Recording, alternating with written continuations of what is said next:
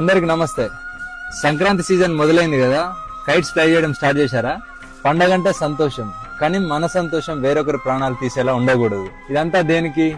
Yes, Chinese manja.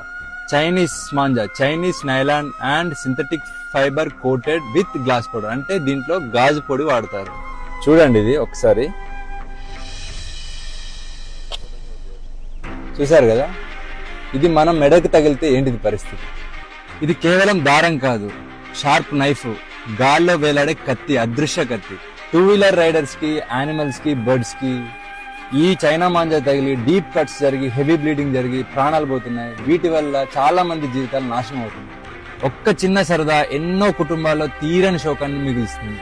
ఇది non biodegradable, ఇది భూమిలో కలవదు, ఇది బ్యాండ్ థ్రెడ్. ఈ మాంజా ఎవరైనా ఇల్లీగల్ గా అమ్మితే మీ నియరెస్ట్ పోలీస్ స్టేషన్ లో రిపోర్ట్ చేయండి. చైనా మాంజా అమ్మడమే కాదు, కొనడం కూడా నేరమే. చైనా మాంజా ప్లేస్ లో ఈ కాటన్ మాంజా వాడదాం. మరీ ముఖ్యంగా ట్రాఫిక్ అండ్ పవర్ లైన్స్ లేని దగ్గర ఓపెన్ గ్రౌండ్స్ లో మాత్రమే ఫ్లై చేద్దాం. పిల్లల్ని మాత్రం మీ ప్రెజెన్స్ లోనే కైట్స్ ఫ్లై చేయనివ్వండి. మీ సరదా ఎవ్వరికి శాపం కాకూడదు.